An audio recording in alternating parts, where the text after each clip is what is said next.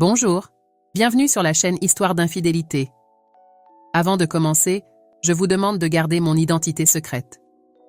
Je suis une influenceuse française bien connue, et ce que je m'apprête à vous raconter pourrait ruiner ma carrière si cela devenait public. Voici mon histoire, pleine d'amour, de trahison et de découvertes surprenantes qui ont changé ma vie à jamais. Tout a commencé un samedi après-midi ensoleillé à Paris. Je venais de terminer une séance photo pour une célèbre marque de vêtements et j'ai décidé de prendre un café dans le quartier où j'ai grandi, chose que je faisais rarement en raison de mon emploi du temps chargé. L'arôme du café fraîchement moulu m'a attiré vers un café cosy au coin de la rue, un endroit qui n'existait pas quand j'y vivais. En entrant, mes yeux ont balayé l'environnement, appréciant le décor rustique et accueillant. C'est alors que je l'ai vu. Assis seul à une table dans le coin, absorbé par un gros livre, se trouvait Guillaume, mon ex-petit ami du lycée. Mon cœur a fait un bond. Il avait l'air différent, plus mûr, avec quelques cheveux gris sur les tempes, mais c'était toujours incontestablement le Guillaume que je connaissais. Pendant un moment, j'ai hésité. Devais-je l'approcher? Et s'il ne me reconnaissait pas? Ou pire, s'il me reconnaissait en tant qu'influenceuse que j'étais devenue, et non comme la fille qu'il avait connue? J'ai pris une profonde inspiration et décidé de prendre le risque. « Guillaume », ai-je appelé doucement en approchant de sa table. Il a levé les yeux de son livre, un regard de confusion rapidement remplacé par de la reconnaissance et de la surprise. « Oh mon Dieu, c'est vraiment toi ?» s'est-il exclamé, se levant rapidement. « Ça fait tellement longtemps. Nous nous sommes enlacés, une étreinte légèrement maladroite, chargée de souvenirs et d'une familiarité depuis longtemps oubliée. « Assieds-toi avec moi », m'a-t-il invité, tirant une chaise. Je n'arrive pas à croire qu'on se soit rencontrés comme ça, après tant d'années. Je me suis assise, ressentant un mélange de nostalgie et de nervosité. « Moi non plus », ai-je répondu en souriant. « Qu'as-tu fait de beau, Guillaume ?» Il a fermé le livre qu'il lisait. J'ai remarqué qu'il s'agissait d'architecture, un sujet qui l'avait toujours fasciné, et a commencé à me parler de sa vie. Guillaume avait obtenu son diplôme d'architecture, comme il en avait toujours rêvé, et possédait maintenant un cabinet modérément prospère dans la ville. « Et toi ?» a-t-il demandé, ses yeux verts fixés sur moi. « J'ai entendu dire que tu étais devenu célèbre sur Internet, c'est vrai ?» J'ai senti mes joues rougir légèrement. C'était toujours étrange de discuter de ma célébrité avec des gens de mon passé. « Oui, on peut dire ça », ai-je répondu, essayant de paraître modeste. Je travaille comme influenceuse digitale. C'est fou, en fait. Guillaume semblait sincèrement intéressé, posant des questions sur mon travail, comment j'avais commencé, quels étaient les défis. C'était rafraîchissant de parler à quelqu'un qui me connaissait avant toute cette célébrité, quelqu'un qui s'intéressait à moi en tant que personne, pas en tant que célébrité. Les heures ont filé tandis que nous parlions. Guillaume m'a parlé de son mariage raté, dont il avait une fille de 23 ans nommée Sophie. Il a parlé des défis d'être un père célibataire, de comment sa fille était sa plus grande joie, même quand il n'était pas d'accord. « Elle est incroyable », a-t-il dit, un sourire fier sur son visage. Intelligente, déterminée. Parfois je pense qu'elle est trop têtue pour son propre bien, mais je suppose qu'elle tient ça de moi. J'ai ri, me souvenant à quel point Guillaume pouvait être têtu quand il le voulait. Je parie qu'elle est merveilleuse. Tu as toujours voulu être père, tu te souviens? On plaisantait sur le fait d'avoir une maison pleine d'enfants. Son sourire a légèrement faibli. Ouais, les choses ne se passent pas toujours comme on les planifie, n'est-ce pas? J'ai hoché la tête, comprenant parfaitement. Ma propre vie avait pris des tournants que je n'aurais jamais imaginés à l'adolescence. Quand le café a commencé à fermer, j'ai réalisé que nous avions passé des heures à parler. Nous avons échangé nos numéros, promettant de rester en contact. Dans les jours qui ont suivi, je n'arrivais pas à sortir Guillaume de ma tête. Il y avait quelque chose de réconfortant à être avec quelqu'un qui me connaissait, avant toute cette célébrité. Quelqu'un avec qui je pouvais être moi-même, sans filtre ni pose pour les caméras. Nous avons commencé à nous voir fréquemment. Des dîners, des promenades dans le parc, des après-midi paresseux à regarder de vieux films que nous aimions adolescents. C'était comme si nous étions retournés dans le temps, mais maintenant nous étions adultes, avec des expériences et des histoires à partager. Guillaume était un contraste rafraîchissant avec le monde frénétique des médias sociaux dans lequel je vivais. Il était calme, réfléchi, préférait les longues conversations aux selfies et aux stories. Avec lui, je pouvais me détendre, être simplement moi-même. C'est lors d'une de ces soirées tranquilles chez Guillaume que j'ai rencontré Sophie. Nous regardions un documentaire sur l'architecture moderne. La passion de Guillaume n'avait visiblement pas diminué au fil des années, quand nous avons entendu la porte d'entrée s'ouvrir. « Papa, tu es à la maison ?» a appelé une voix féminine. Guillaume a mis le film en pause. « Dans le salon, ma chérie » a-t-il répondu. Sophie est entrée, une belle jeune femme, avec les mêmes yeux verts perçants que son père. Elle s'est arrêtée brusquement quand elle m'a vue, ses yeux s'écarquillant de reconnaissance. « Je n'y crois pas !» s'est-elle exclamée, un large sourire s'étalant sur son visage. « Tu sors avec elle, papa ?» Guillaume semblait un peu mal à l'aise face à l'enthousiasme de sa fille. « Sophie, voici. »« Je sais qui elle est » a interrompu Sophie, sautillant pratiquement d'excitation. « Je te suis sur tous les réseaux sociaux. Tes vidéos sont incroyables. » J'ai souri, un peu gênée par son enthousiasme, mais aussi flattée. « Merci, Sophie. C'est un plaisir de te rencontrer. Ton père parle beaucoup de toi. J'espère en bien. » A-t-elle ri, s'asseyant avec nous. « Papa, pourquoi tu ne m'as pas dit que tu sortais avec une célébrité ?» Guillaume s'est éclairci la gorge, visiblement mal à l'aise. « Nous sommes juste amis, Sophie. Nous nous sommes récemment reconnectés. » Pour l'instant, m'a fait un clin d'œil Sophie, me faisant rire. La dynamique entre le père et la fille était fascinante à observer.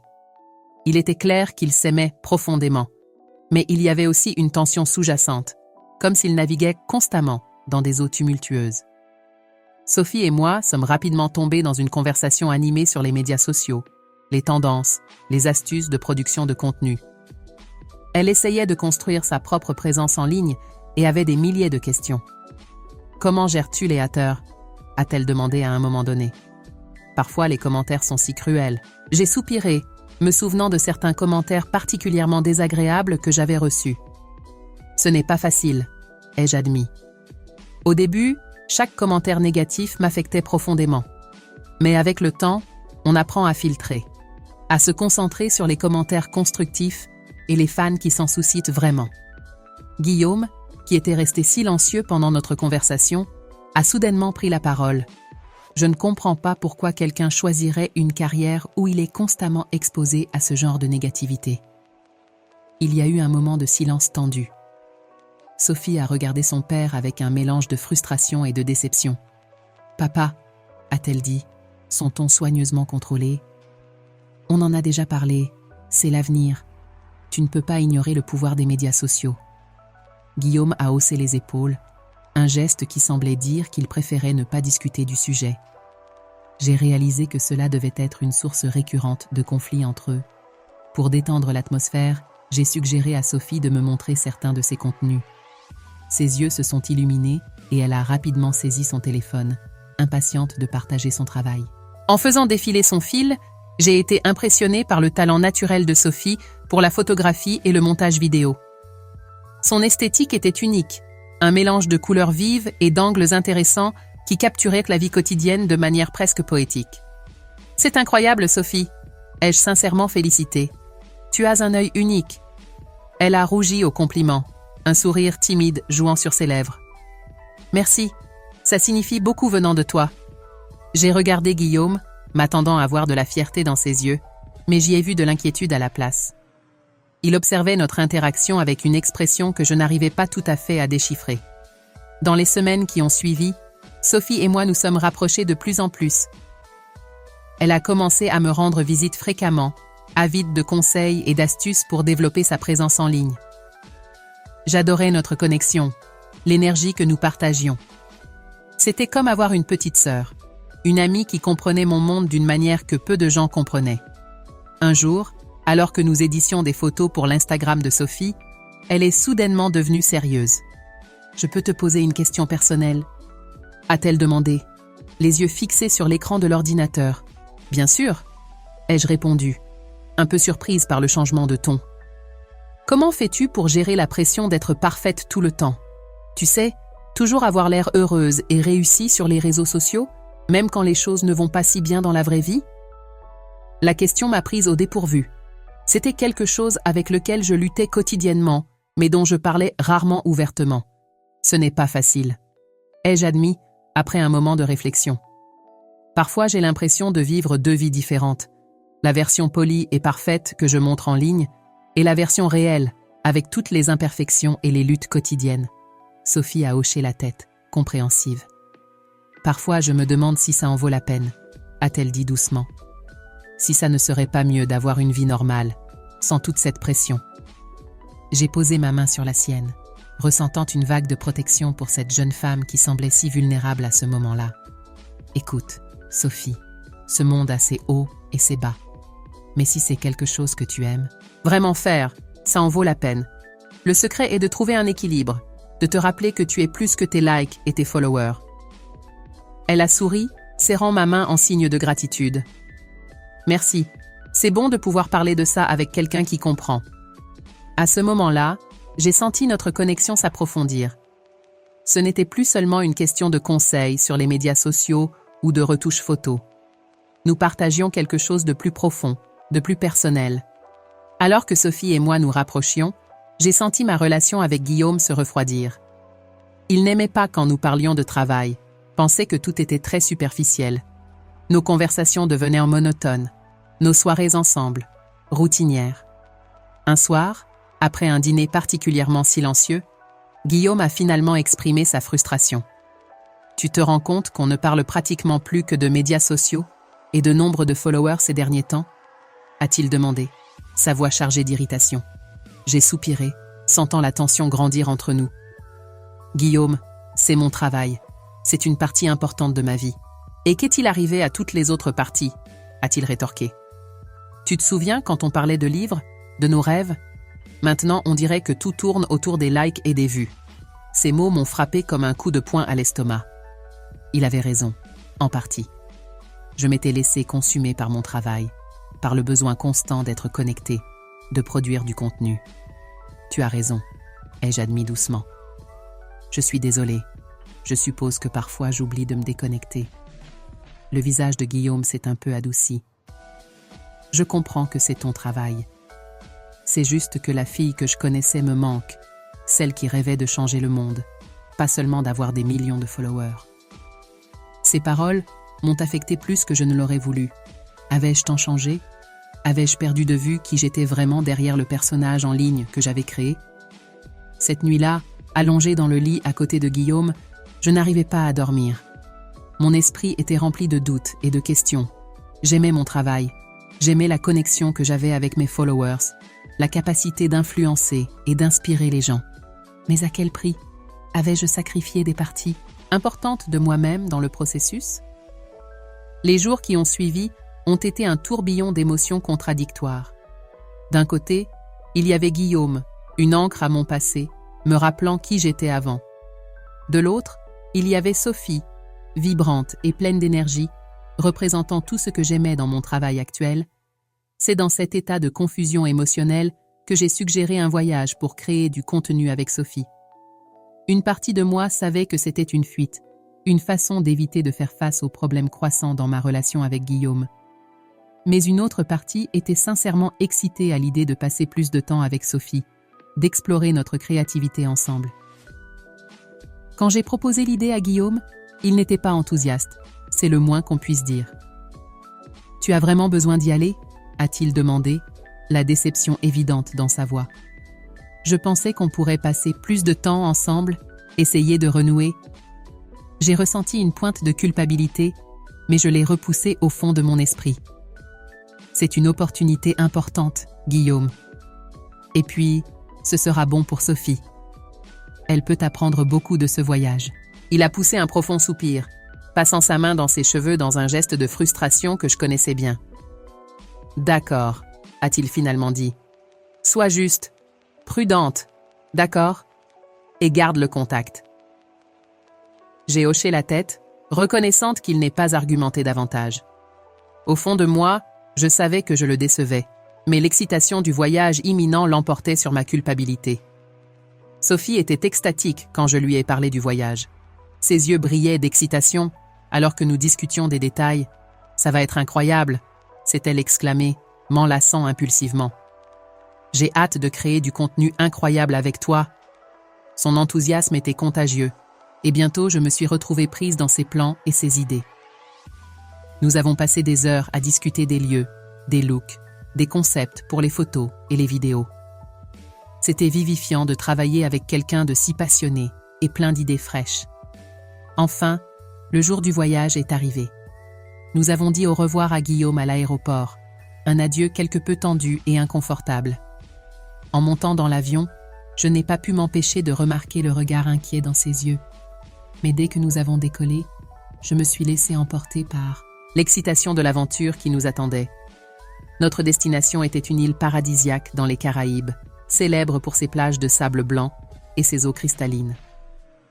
Dès notre arrivée, nous nous sommes plongés tête la première dans la création de contenu.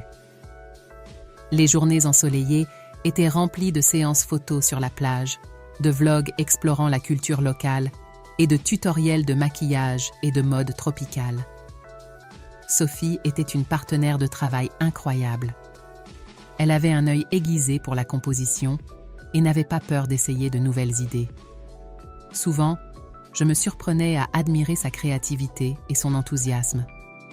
Elle me rappelait moi-même quand je débutais, pleine de rêves et de détermination. Les nuits étaient remplies de longues conversations au bord de la mer, partageant des histoires, des peurs et des rêves. C'est au cours d'une de ces nuits, après quelques mojitos, que Sophie a fait une confession qui a tout changé. Nous étions assises sur le sable, regardant les étoiles se refléter dans la mer calme, quand Sophie est soudainement devenue sérieuse. « Je peux te dire quelque chose ?»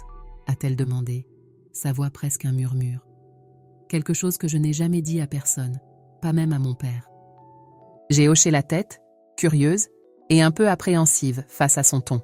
« Bien sûr, Sophie, tu peux tout me dire. » Elle a pris une profonde inspiration, les yeux fixés sur l'horizon. « Je pense que je suis attirée par les femmes. » Le silence qui a suivi semblait chargé d'électricité. Mon cœur s'est emballé, bien que je ne sache pas exactement pourquoi. « Waouh !»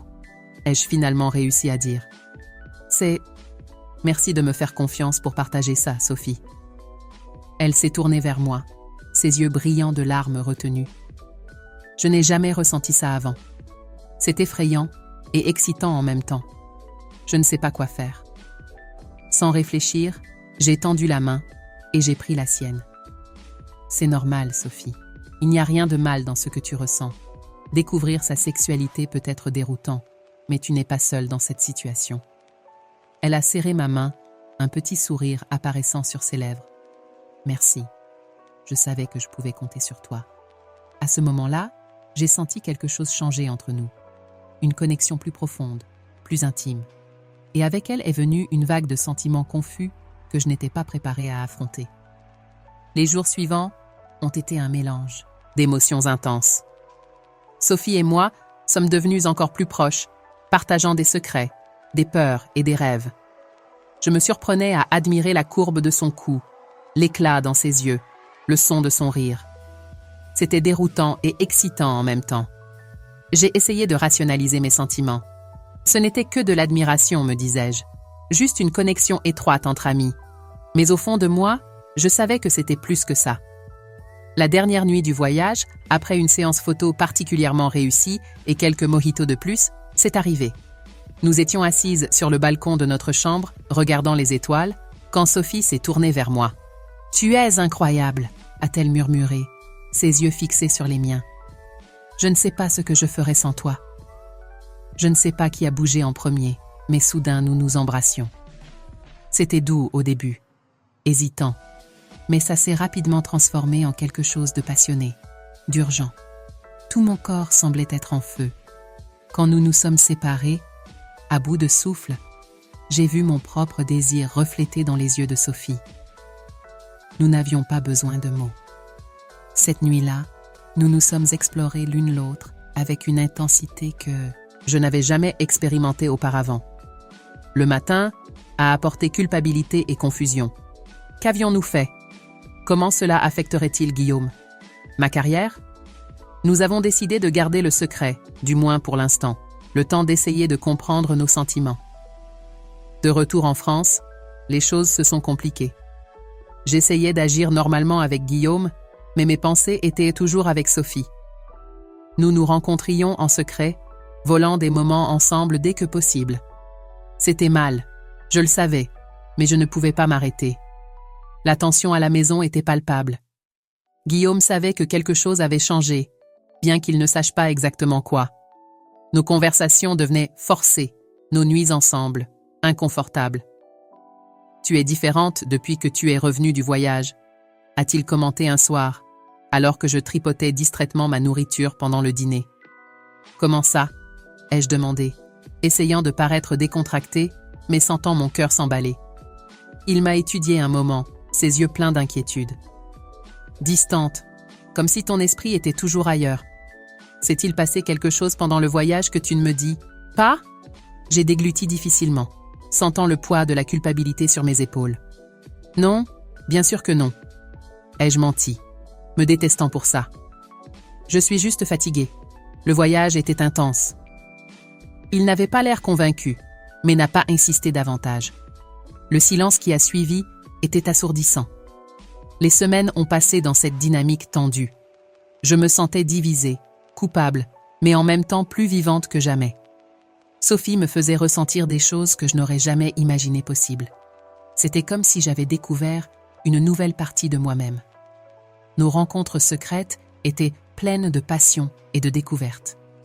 Nous explorions non seulement nos corps, mais aussi nos esprits et nos cœurs.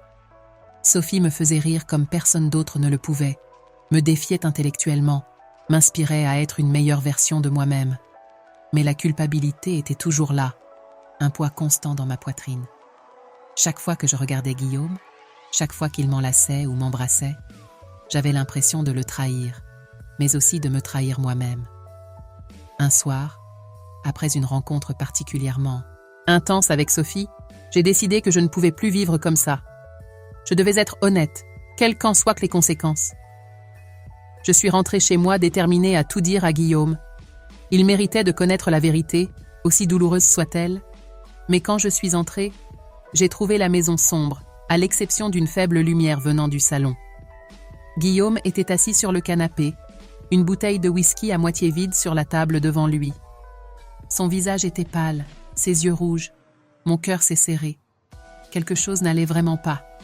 « Guillaume ?» ai-je appelé doucement, m'approchant avec précaution. Que s'est-il passé? Il a levé les yeux vers moi, et ce que j'y ai vu m'a fait figer. Colère, douleur, trahison. « Pourquoi ne me le dis-tu pas ?» a-t-il dit, sa voix rauque et amère. « Pourquoi ne me parles-tu pas de toi et de ma fille ?» J'ai eu l'impression que le sol disparaissait sous mes pieds. Comment l'avait-il découvert? Que savait-il exactement? Je ne sais pas de quoi tu parles. Ai-je bégayé, dans une pathétique tentative de nier. Guillaume a ri, un son dur sans humour. Ne me mens pas, plus maintenant. Il a pris son téléphone et m'a montré l'écran. C'était une photo de moi et Sophie, en train de nous embrasser sur la plage pendant notre voyage. Un de tes fans a pris ça, l'a posté en ligne. Félicitations, tu es viral. Mon monde s'est écroulé à cet instant. Tout ce que j'avais construit, ma carrière, ma relation, ma vie, tout était sur le point de s'effondrer. Guillaume, je peux expliquer. Ai-je commencé, mais il m'a interrompu. Expliquer quoi? Que tu couches avec ma fille. Que vous vous moquez de moi toutes les deux. Sa voix augmentait avec chaque mot, des années de colère refoulées explosant enfin. La discussion qui a suivi a été brutale. Guillaume a crié, pleuré, cassé des objets autour de la maison. J'ai essayé de m'expliquer, mais chaque mot semblait ne faire qu'empirer les choses. À un moment donné, Sophie est arrivée, attirée par le bruit. Voir sa fille n'a fait qu'augmenter la fureur de Guillaume. Il l'a accusée de trahison, d'ingratitude. Sophie pleurait, le suppliant de comprendre que ce n'était pas ce qu'il pensait. Quand Guillaume s'est enfin calmé, il nous a regardés avec un mélange de dégoût et de tristesse. « Vous me dégoûtez », a-t-il dit, avant de partir en claquant la porte. Sophie et moi sommes restés là, au milieu des débris du salon, pleurant et nous serrant l'une contre l'autre. Notre bulle de bonheur secret avait éclaté, et la réalité était bien plus dure que nous ne l'avions imaginé. Les jours qui ont suivi ont été un cauchemar. Guillaume a intenté un procès contre moi, alléguant des dommages moraux et émotionnels. Il a menacé d'exposer pleinement ma relation avec Sophie aux médias, ce qui ruinerait ma carrière d'influenceuse. Sophie, rejetée par son père et n'ayant nulle part où aller, a emménagé chez moi. Notre relation, née dans la passion et le secret, faisait maintenant face à l'épreuve de la réalité. Nous devions faire face, non seulement à nos sentiments compliqués, mais aussi aux conséquences juridiques et sociales de nos actes. Les médias, bien sûr, se sont régalés de l'histoire. Des gros titres sensationnalistes criaient au triangle amoureux scandaleux impliquant une influenceuse célèbre. Mes followers étaient divisés. Certains me soutenaient, d'autres me condamnaient avec véhémence. J'ai perdu des contrats, des partenariats, des amis. Guillaume, poussé par la colère et le ressentiment, a commencé à me faire chanter. Il exigeait de grosses sommes d'argent pour garder notre histoire loin des tabloïds les plus sordides. Chaque jour apportait une nouvelle menace, un nouvel ultimatum. Je me suis retrouvée dans un tourbillon d'émotions. D'un côté, il y avait l'amour grandissant que je ressentais pour Sophie, une connexion que je n'avais jamais expérimentée auparavant. De l'autre, la culpabilité d'avoir trahi Guillaume, la peur de perdre tout ce que j'avais construit au fil des années. Sophie souffrait aussi. Elle avait perdu son père, était confuse sur sa sexualité et se sentait coupable d'avoir causé tant de douleur. Il y avait des nuits où je la trouvais en train de pleurer seule, remettant en question tous ses choix. Une nuit, alors que nous étions allongés dans le lit, Sophie s'est tournée vers moi, les yeux pleins de larmes. « Parfois, je me demande si on a fait le bon choix », a-t-elle murmuré. « Si toute cette souffrance en vaut la peine. » J'ai senti mon cœur se serrer. « Tu regrettes ?» ai-je demandé, craignant la réponse. Elle est restée silencieuse un moment, puis a secoué la tête. « Non, je ne regrette pas nous. Mais je regrette la façon dont c'est arrivé. Le mal qu'on a causé. » Je l'ai serré fort, sentant mes propres larmes commencer à couler. « Moi aussi, » ai-je admis. « Mais je ne peux pas regretter de t'aimer. Même avec toute cette douleur, tu as apporté tellement de lumière dans ma vie. » Nous nous sommes embrassés doucement, un baiser plein d'amour et de compréhension mutuelle. À ce moment-là, j'ai su que, quoi qu'il arrive, nous l'affronterions ensemble. Au milieu de tout ce chaos, j'ai réalisé que je devais prendre une décision. Je ne pouvais pas continuer à vivre sous les menaces de Guillaume, ni nier les sentiments que j'avais pour Sophie. Mais je ne pouvais pas non plus ignorer le mal que nous avions causé.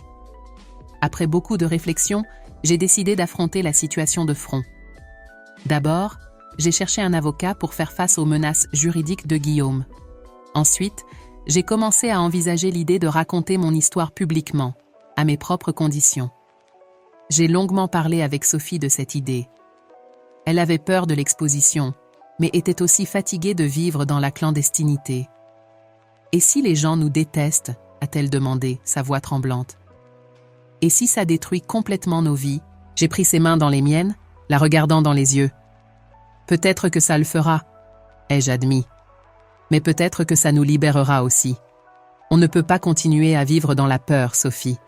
On doit affronter ça la tête haute. » Après beaucoup de discussions, nous sommes parvenus à un accord. Nous serions honnêtes, pas seulement avec le monde, mais aussi avec nous-mêmes. J'ai passé des jours à préparer une longue et émouvante vidéo pour mes followers. J'y racontais toute l'histoire, sans rien omettre.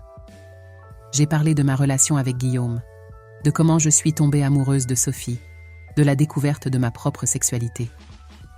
Je me suis excusée pour le mal que j'avais causé, mais j'ai aussi défendu mon droit d'aimer et d'être qui je suis vraiment. Je sais que beaucoup d'entre vous seront déçus de moi, ai-je dit dans la vidéo, regardant directement la caméra. Peut-être que certains arrêteront même de me suivre. Et je comprends, mais je ne peux plus vivre dans le mensonge.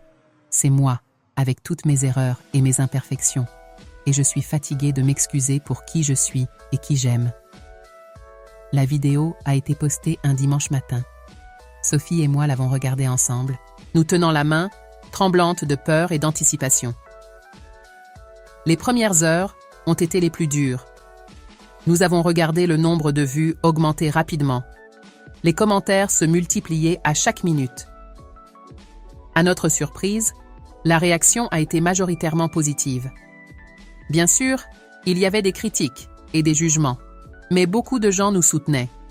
J'ai reçu des messages de followers qui s'identifiaient à notre histoire, qui se sentaient inspirés pour être honnêtes sur leur propre sexualité.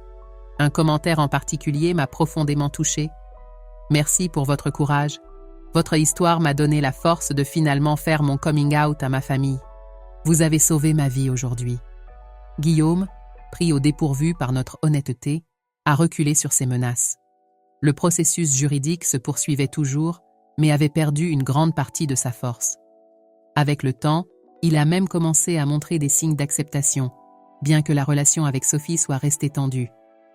Quelques semaines après la vidéo, j'ai reçu un message inattendu de Guillaume. « Je n'approuve pas ce que vous avez fait, mais je comprends que je ne peux pas contrôler vos cœurs. Sophie est toujours ma fille, et je l'aime. Peut-être qu'avec le temps, nous pourrons essayer de reconstruire notre famille d'une nouvelle façon. » C'était le premier pas dans un long processus de guérison et de réconciliation. Les mois qui ont suivi ont été remplis d'apprentissage et de croissance. Sophie et moi avons dû apprendre à naviguer dans une relation publique, à faire face à l'examen minutieux des médias et des réseaux sociaux. Ce n'était pas facile, mais chaque défi nous unissait encore plus. J'ai commencé à utiliser ma plateforme pour parler de diversité, d'acceptation et d'amour sous toutes ses formes. Sophie a trouvé sa propre voie, commençant un blog où elle partageait son parcours de découverte de soi. 1 an après la vidéo qui a changé nos vies, Sophie et moi nous sommes assises pour réfléchir à tout ce qui s'était passé. « Si tu pouvais revenir en arrière, lui ai-je demandé, ferais-tu tout différemment ?» Elle a réfléchi un moment, puis a souri. « Je ferais certaines choses différemment. J'aurais été plus honnête dès le début. J'aurais blessé moins de personnes dans le processus. Mais je ne regretterai jamais de t'aimer. » Je l'ai enlacée, ressentant une vague de gratitude m'envahir. « Moi non plus, » ai-je murmuré. Aujourd'hui, en regardant en arrière, je vois comment cette rencontre fortuite avec Guillaume a complètement changé le cours de ma vie. À travers la douleur et le conflit, j'ai trouvé le véritable amour et découvert des parties de moi-même que je ne connaissais même pas. Je ne regrette pas le chemin que j'ai choisi, bien que j'aurais aimé causer moins de douleur dans le processus. J'ai appris que l'amour ne vient pas toujours sous les formes que nous attendons, et qu'être fidèle à soi-même est le plus grand acte de courage que nous puissions accomplir. Mon histoire avec Sophie continue de se dérouler chaque jour. Je ne sais pas ce que l'avenir nous réserve, mais je sais que nous l'affronterons ensemble, avec honnêteté et amour. Et à tous ceux qui luttent avec leur propre identité ou avec des amours non conventionnels, je dis, soyez courageux, soyez honnêtes, et par-dessus tout, soyez vous-même. Voici mon histoire. Une histoire de trahison, oui, mais aussi de découverte, de courage et de véritable amour. Une histoire qui m'a appris que parfois, il faut briser les règles pour trouver le bonheur. Et qu'à la fin, l'amour gagne toujours, même si le chemin pour y arriver est rempli d'obstacles. Merci de m'avoir écouté. J'espère que mon parcours pourra en inspirer d'autres à vivre leur vérité, aussi effrayant que cela puisse paraître. Car, en fin de compte, ce n'est qu'en étant authentique que nous pouvons trouver le vrai bonheur.